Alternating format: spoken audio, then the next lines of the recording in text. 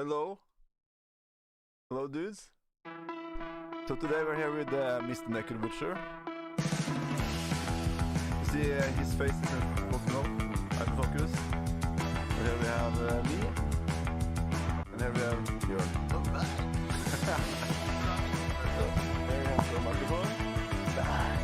Can you hear him? Can you hear us both? Mic check on Björn.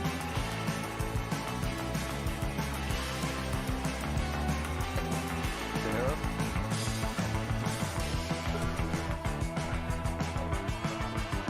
Är det kul bara?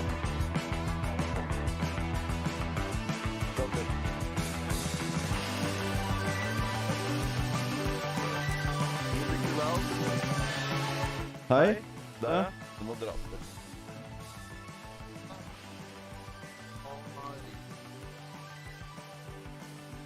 Nå prater vi veldig nærme. Se den her? Ja. Der. Det er min Der er ja. Der er det. grafiske. Two boomers in studio. Jeg skulle jo ta med meg Asus.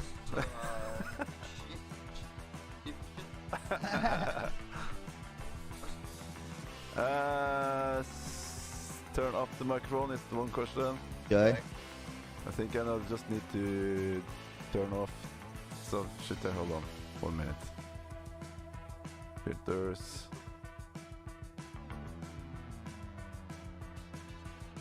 Gain. So here's Jørn again. Yes. Yes, now we have sound.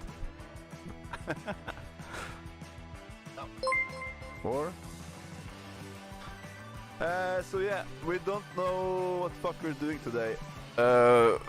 We didn't plan this at all.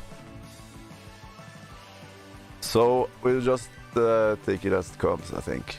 So Necro, you know who he is. 2-time Norwegian Grammy Award winner and now Hall of Fame. And now he's lucky enough to be here with me. Sounds very good when you say it like that, Morten. Yes. Double champion, world win. Number 1 on my country. Alright, no, but it was not that. There was actually a plan.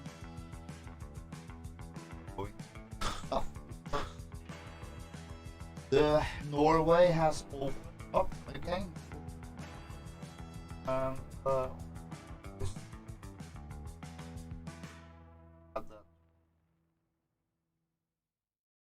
so it was about time to prepare some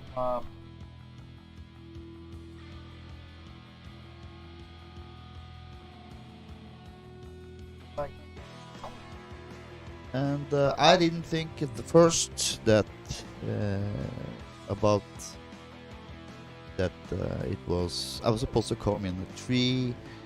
I don't know, I woke up at 3, so that was impossible, and so a little bit late. And then since he has this what do you call it? Do you call it a podcast, or do you call it We call it YouTube? We call it being idiots. I don't know. It's a live stream on YouTube. Yeah, exactly. So I mean, I was here. It's on the right side of Oslo.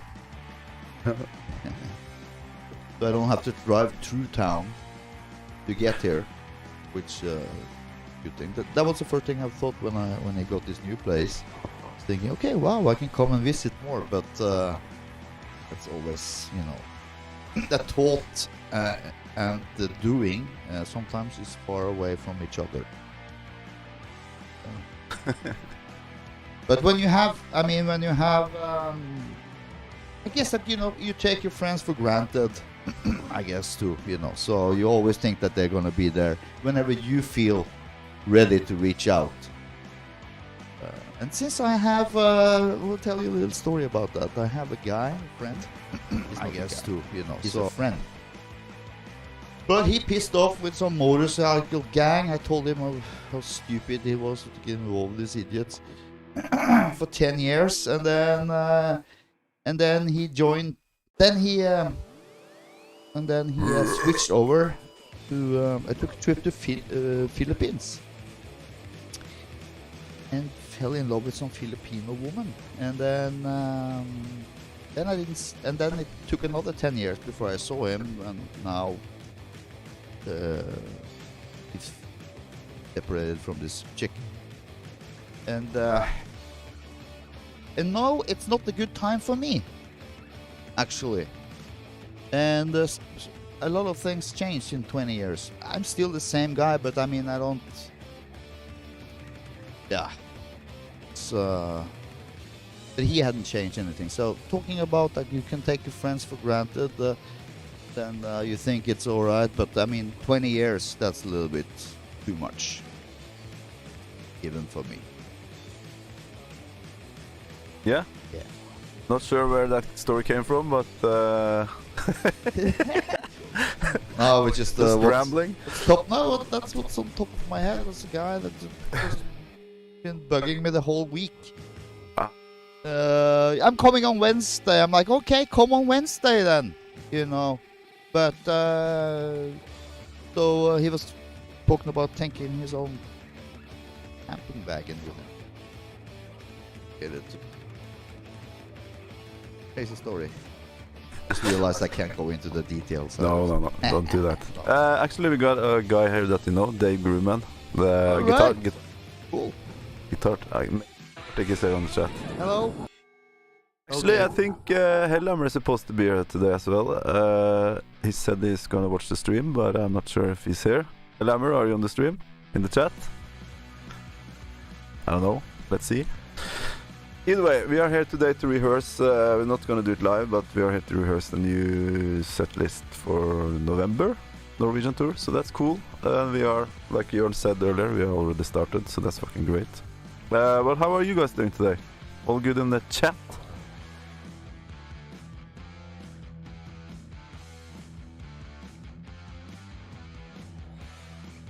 Bra through.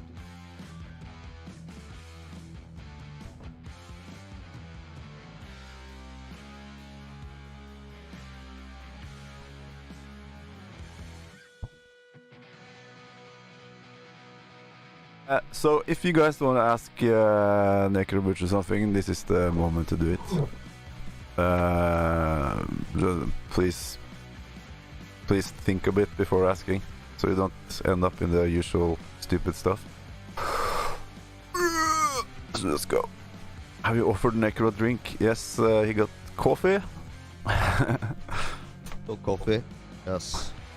Not like I didn't have a couple of cups before I left my house, because never leave my house without, you know, some coffee beans. Grinded up and filtered through some water. Yeah, looking good on the chat. Yeah, I've been tanning the whole summer. Very brown. But that's good, because we are heading into the long winter over here, and you know, the D vitamin, you know, we don't have anything. The sun disappears completely up here, so that's why we overdo it in the winter, because by spring comes we are all pale, like about this color. Don't show him my invoices, dude. Okay, was it invoice? Oh. No. Alright. Belongs to. Inkasso. Alright. Cool. So why are they still here? Why didn't you take care of that? No, Oh yeah, you're waiting for the donations. And that's why I showed it, you know. This guy needs some, you know, obviously. Yeah, it's actually some of you know that we were waiting for a guitar to give away, and they sent it, but I sent it back because UPS didn't tell me about the guitars in Norway, so they sent me an invoice on the guitar that I didn't receive. So I'm trying to deal with that. Yes, I also got a strange bill here from FedEx. it's always some, you know, when you don't order something and it just arrives at your door, it's always a little bit special to get billed for that as well. In this, it was some records coming from record company. Yeah. I think I got the same bill. It was a big. I have a question there. AP Dern asks, what keeps you inspired after all this time?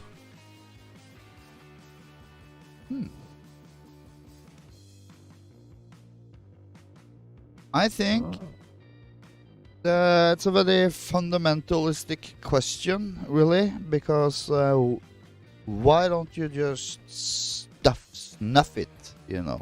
No, because I like coffee, I like a lot of, you know, stuff that you do when you are alive, and no. But on the serious note, I don't think about it, you know, because it's integrated in my life, and I guess that you're referring to making music, playing in a band, and where I get the inspirations for doing that, because the question was a little bit unclear. So I don't think about it in those terms, because it's life, and I'm not bored of it yet. That's a good answer, I think. Maybe. Not much more to say, I guess. But we do what we do because we love it, I guess. If I needed some inspiration, I would have, and then I would have, then I would have known what that was, and I could have told you. I don't really. Building the legacy, you might also. Another question, I can ask a question to myself, like, why do you keep on doing tours after tours after tours, you know, around the world? And I think the answer is, in the end, that every gig and every album we do, let's say every concert we do, I feel like it's like an accomplishment, and that we still do it. So every time it's like, you don't, I mean, we have been taking it for given for many years, you know, but now I appreciate it more and more, and every tour, I mean, I'm hungry for still playing shows. We are now up to 59 countries conquered, and I'm still looking for other new territories. And we had one more on the list that was postponed now for 1.5 years, and that was Skopje in Macedonia. I'm looking forward to come down. It will gonna be the number 60 on the Mayhem list of countries conquered. 60 countries? Countries. That's insane. Metallica is 57 or something? Yeah? Or, I don't know. I'm not sure. Probably more. Probably more. But I would 60 think. countries is insane. It's crazy to think about. Yeah. And it's not like we been there by our own, on our own account. It was more like there was a demand for us to come there and even pay us a little fee on top of the travel expenses and the back line, all that stuff. So I mean, it's a lot of artists that could say, "Oh, I played in this and this country," but when you went there with your fucking guitar and set yourself with outside the railway station with a cup from McDonald's for change, begging, I wouldn't say that as a gig. That's not a gig to me. A gig to me is like somebody wants you to come there so much that they pay your travel expenses, put you in a hotel, give you a little fee for it as well. And that's 59 countries who did that so far. But one of my hobbies is to my favorite book is the Atlas. I have a huge, big one. I mean, everybody's online and stuff. It's I mean, huge. I'm Google Mapping too, but it's physical, and I look at it, and it's so stupid. But in the end of the book, it's this all the countries in the world, and that's the pages where I'm at most, because I'm thinking, who is possibles? And today we have about 15 countries which other metal bands already played, so I know it's possible. So Yeah, that's so cool. then we're gonna be up to 75. Yeah. Hope so.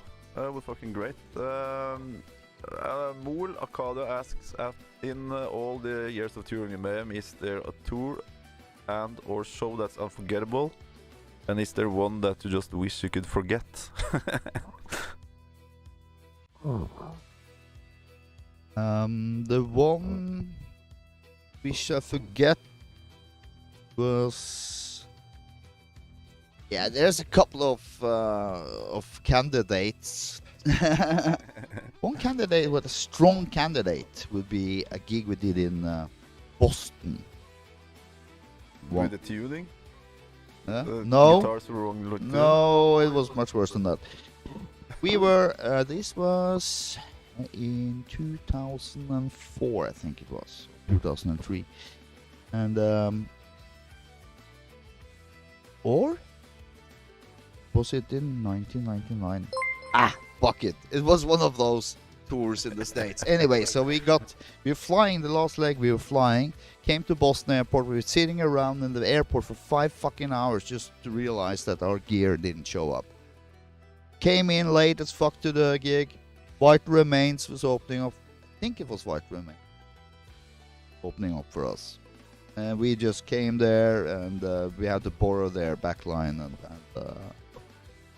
and started to play. And of course, Maniac. It had been a long day at the airport, let's say, so we were not in a shape to play any concert. But we tried. And there was one guy that screamed out in the crowd because it was kind of quiet in between the songs. I think it was after 2-3 songs, somebody said, "Is this what I paid $17 to see?" And then just hit me like that. I would never forget it. That's one of the gigs that shouldn't have happened. Let's see. One of the best. There's so many. We play so many good shows, so it's hard to pick. One of the best. Okay, one of the best. That was in we were on the Grand Declaration of War tour, US, and we arrived. The year before we had played the Whiskey Go Go in LA, and so we returned back to LA. And now we're playing at the Key Club. And to step from Whiskey to Key Club was like to step in from a dirty old fucking club scene to a fucking monster. It looked like some kind of a spaceship with all the gear and stuff, the light rig and and I remember standing on stage and thinking, this is fucking it. This is fucking it. Nice. And we had, at that time, we had the booking agent, which gonna remain nameless. He had some strong contacts in the porn business, so of course those elements was also included there. And I remember there was a stripper chick that came on stage and was kind of performing with us on the gig, actually, too. So to top it all off, we had that was a great night. And went out the rainbow afterwards, of course, and got shit faced. Yes. Good answer. Shane asked, thank you for the music all these years, as above, so below. One day One day I will meet you and share the stage in some fashion or another. It's okay, yeah. I hope so, Shane. Hope so. Are you guys? Is the sound okay for you guys? Everything's okay? I did test everything before he got here, actually, on Friday, but he talks differently than me, so yeah. But it's working now, so that's good. You mean am I too loud or? I'm talking with a microphone, deep throating my microphone all the time, but you're talking or. But it's yeah, cool. but It's cool. It's working. I'm holding it too, you know. So it's not like You can like no. It's good. It's good. Sound is okay. Yeah.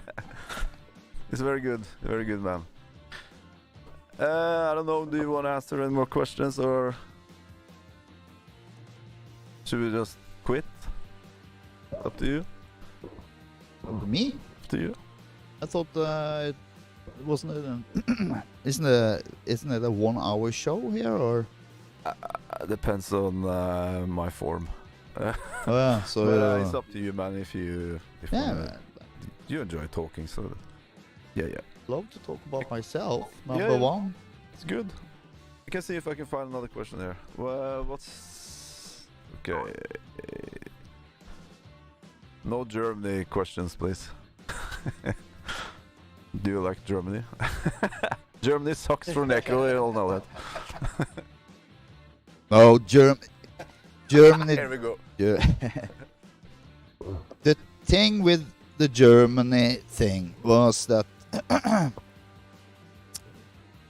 we had a hard time felt like we had a hard time breaking the market there. We were just touring and I was looking over to all these other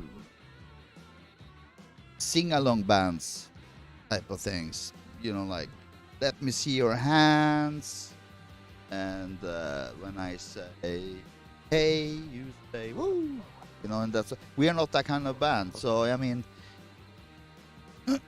so we had a harder time and of course I mean we English too, so we can't say anything. I mean maybe we should start to address you guys in German in between the songs, you know, but no, it was just the fact that Germany is a major market. It's got shitloads of metalheads, and I was just getting a little bit confused that we should have made more progress faster, you know, which is stupid to say. I'm just impatient guy, you know, and at that time that the interview referring to was in 2004, and I was shit-faced as fuck.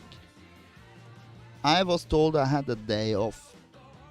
Went to the supermarket outside the hotel to buy breakfast, came out with a bottle of tequila and 2 lemons. So that was the start of the day. So I arrived at the festival, my day off. I was walking around the VIP area, already shit-faced, and then somebody grabbed me and said, hey, you have an interview. I knew I didn't have an interview, but maybe somebody in the record company or something had said, yeah, made an arrangement I was not aware of. Or maybe I simply was drunk as fuck and I forgot about it. Anyways, so it came out very wrong. I thought it was some kind of fucking nerd working on his school project or something. That's why it came out, how it came out to me. Looked like a nerd doing his fucking school project. And the first things he says to me, well, you guys in black metal is on the way out. I'm thinking, you just played in front of fucking 50,000 people the day before. I'm like, what? Which who the fuck? Yeah, who the fuck? That's where that's why that came out there. And but you know, we over the years we always play Germany, and it's great. Yeah, Germany is good, very good for us these days, I think. Great as fuck. Before they closed down. A lot of my favorite stages, like Mark Tolle and the backstage in Munich. So we have several good venues, some good festivals. Absolutely, it's Germany is very good right now, I think, or was before it closed at least. But looking forward to come back there. Someone asked about your favorite bass right now. You got a new bass and you got a deal with Gibson now, so that's cool. Yes, finally, I bought a Gibson Les Paul in 1995. And I was playing on that for years and years. Then I started to get nervous to lose it in flights and overlayers and stuff. And then I bought a Gibson. An Epiphone to travel with, because I started to. Yeah, it was a nerve-wracking thing to bring that, because it was dear to me, and it's a vintage model now. We can't. It's impossible to find this one.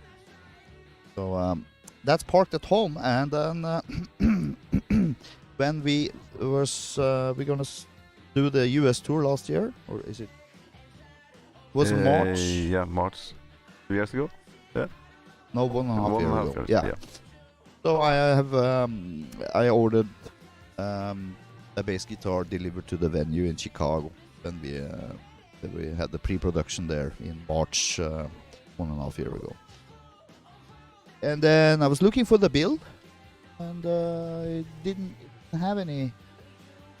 There was no numbers anywhere, so I did ask for the bill, and then they said, no, we want to sponsor you. So that was nice. And, yeah, the cool thing here is that Gibson doesn't really. They are very cheapo on the endorsement deals, so it's very cool that he got a deal with them. It's something that many people want but can't get. So we're one of the few lucky ones. Yeah. Yes, you are. Yes. Yes, you are. You're lucky. Yeah.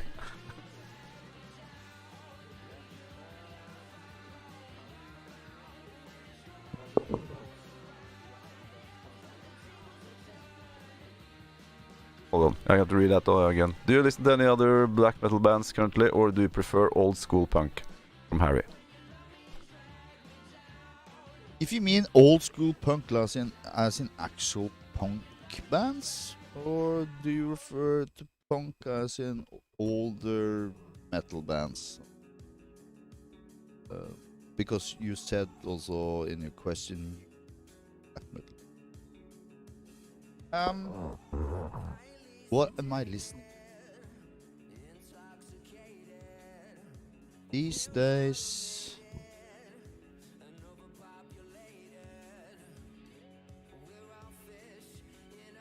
I get hang-ups in bands and albums.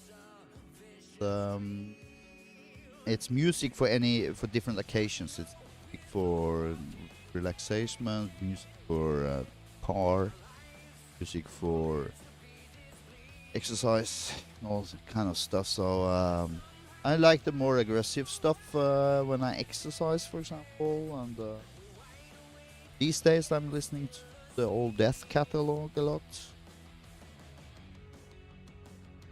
Last night, out for a jog. Also been listening a lot to non-metal artists also, like Depeche Mode. I've been in that mode lately. You recently had a hang up on that trap guy, rap or trap. Yeah, also been listening to Ghost Main. Some friend of mine tipped me off on this artist, and he said, "Hey, guy, this guy has ripped a lot of your riffs off." So he sent it to me, and I'm listening to it, and then I was thinking to see what other let's say not rip off, but I would say more like inspired by us. Downloaded all his catalog, and while listening to it, started to get into some of the beats and riffs and stuff. I wouldn't say that I'm not a. I like some of a few songs, but out of 8 albums, I maybe like 5 songs or something. So I wouldn't consider myself a major fan. But he got inspired by listening to what I wrote in the 80s. And then that was a key to open up his music to me too, because then I understood how he was thinking. And and I don't bring in a lot of new artists, just like you said correctly. I'm mostly listening to my back catalog. I think most people do, because they feel like, now I want to listen to fucking Arise. Yeah, I always fall back on the old stuff, the classics. The Dark Side of the Moon from Pink Floyd or whatever, like it's. So I don't get many artists, but I have, luckily I have a couple of friends that know my taste of music, and they sometimes make a mixtape for me to listen to. So I take in 1 to 2 bands a year, new bands in a year or something to my listening to list. Yeah, same here. I always go back to the classics for some reason, but yeah, because they're good, I guess. Good albums. Let's see if anyone else wants to know something. Would be open to collab with Ghost Main in the future. Says Screaming Trees in the chat here. I know that he saw one of our shows in the US, because he instead of saying stole, I would say got inspired by some intros we had made for the live set, the Mysterious Alive tour. So I was happy to see that that he put some of the inspirations from that on his last album, the Icon, Anti-Icon. I like that. It's cool. Nice. What do you think of the current black metal scene? I can answer that for you, I think. None of us really follow the current modern black metal scene. Well, I don't, at least, and I don't think you do either.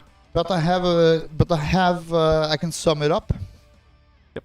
By saying that our fans, for our fans, it's not enough just to listen to the music. They have to start their own fucking band.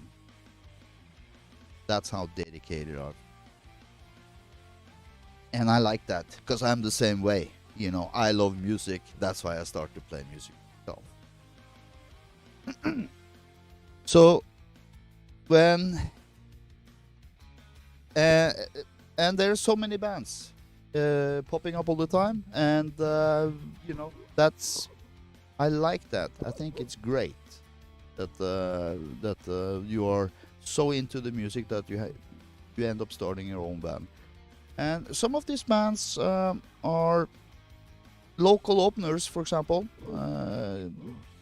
When they're local openers, I get a chance to see some bands here and there, and also some people are fucking rude enough to just send it to me in the mail. I'm just saying, it's I'm just trying to be funny, but and I don't want my mail to be swarmed by demos and stuff. I don't have time to, and that would be just a waste of your time. Funny thing, found a demo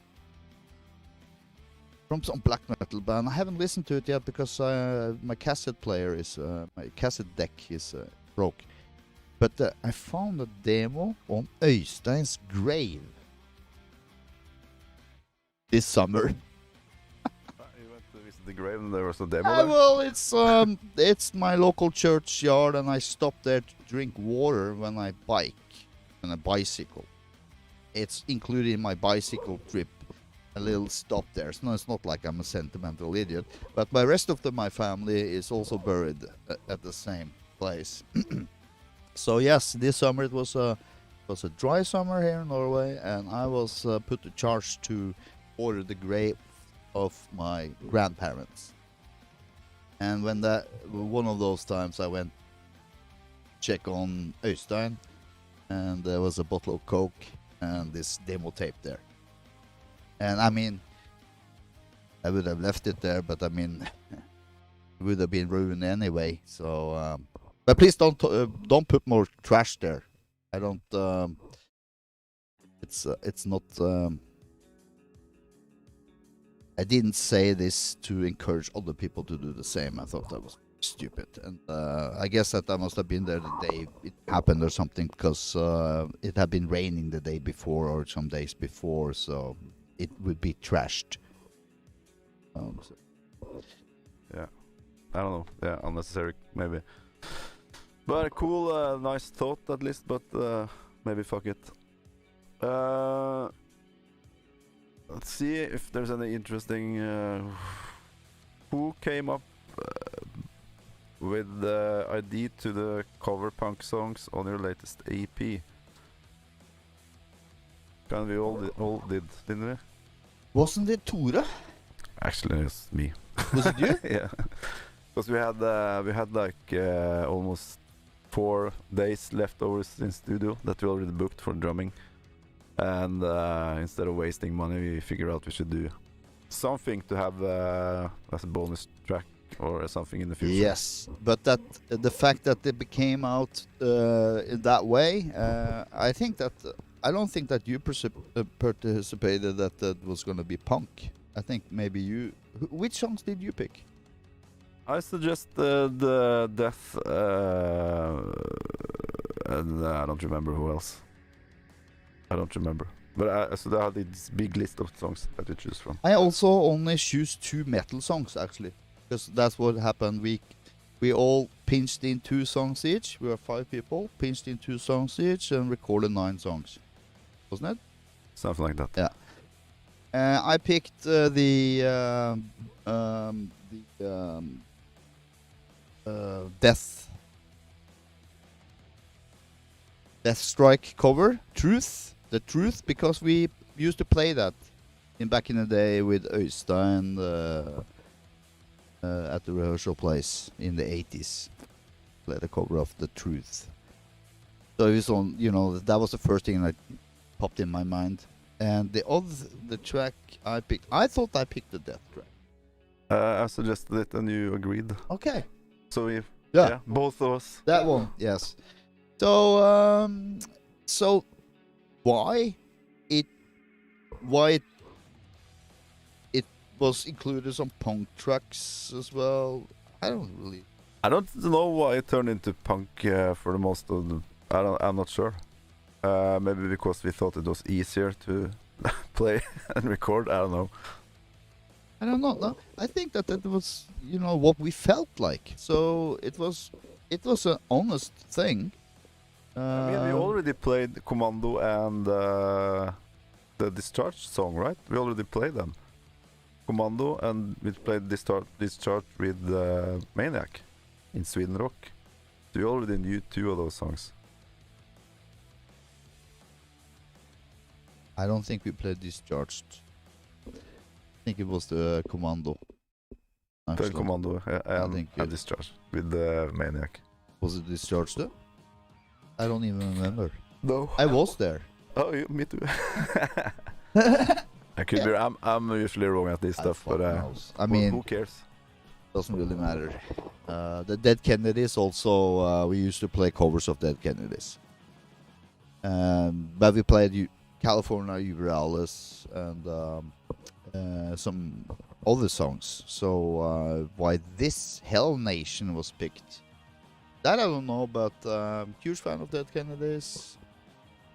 Always liked one of the bands that I revisit after I have some old vinyls and stuff, but after the Spotify and all this stuff, I also managed to download, I guess, their entire catalog. So it's funny how the world goes around. You know, we were listening to Dead Kennedys back in the days, and now Yellow Biafra comes down to our shows and listens to us. First time we met up with him, I came down to a show we did in the DNA Lounge in San Francisco, and our sound guy, Billy Anderson, legendary Melvin's sound guy, and worked with numerous of bands for many years. He did a tour with us and as a sound man, and after the gig he pops his head in and says, anybody interested to talk to old punk rocker? Because he had told Yellow that I came back to the soundboard a couple of times during the gig and said, get me back with these guys, I want to meet him. And Billy had told him that, man, I don't think these guys even know who you are, man. Plus that they are tired, they don't want a bunch of fuckheads in drunk idiots backstage. So, but of course, I mean, he was invited backstage. Ended up in a very, we were drinking into the early hours, and just before we were gonna leave, then he suggested that we should take a trip down to his studio and record something, and he was like, and I was like, man, we are gonna leave now, and but that, but it didn't matter. He had his car parked outside. I'm like, okay, you got your car parked outside. Then that was a he was just too, he couldn't even walk. So, okay, yeah. So but that was our first encounter with the guy, and one other time we played I think it was Hellfest, and he came down to our backstage, followed us down to the stage. We started the gig, and then I saw his manager came down to our stage, and him that he was supposed to be on stage on the other side of the venue. Yeah, he like was 10 minutes ago. He was doing a show. He forgot about his own show and was going into our I saw him. He was standing right behind me, and I was kind of freaked out about it because he's fucking Yellow Biafra standing and headbanging and pogging and dancing when we played. So I was kind of freaked out, and I saw his manager. You should be on stage now. You get your ass over here. It's fucking cool. True story. Yeah. I think we can do one more, and then we say goodbye to you guys. Hey Necro. Hamet asked this. Hey Necro, I'm starting to be a bass player, and you're one of the ones I use for motivation. You're a great person, man. Greetings. That's not a question. That's a statement. That's nice. What's his name? Hamet. Seamus. Yeah, cool. Yeah, well, let's wrap it up with saying something about bands. I am a music lover myself, and I am fan of other artists. So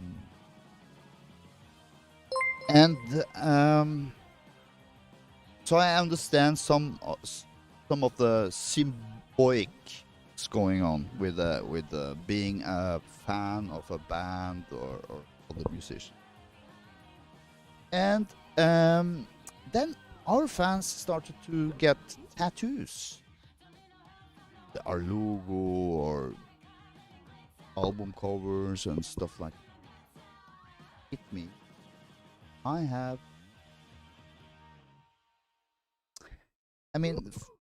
It's a huge and big tribute.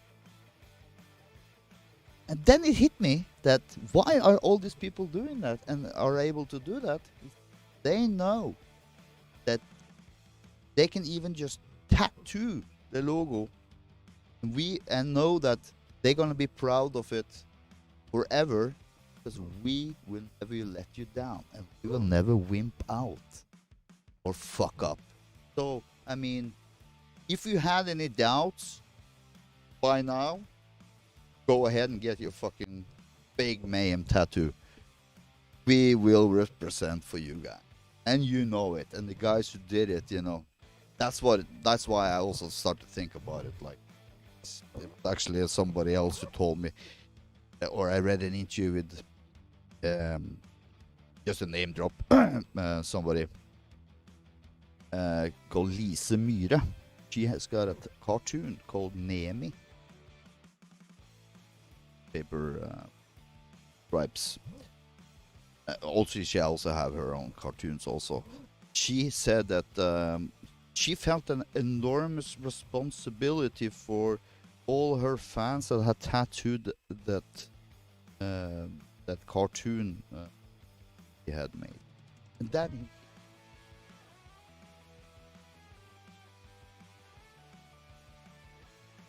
so it's the big thing, but I recognized it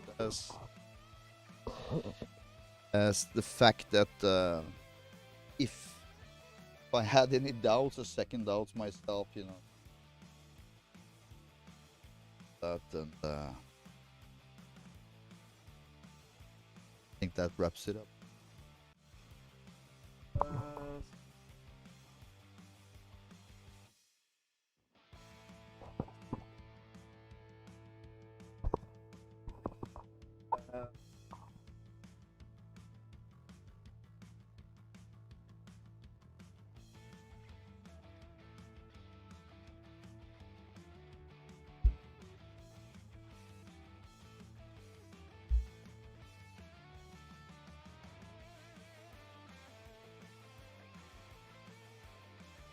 Now I do.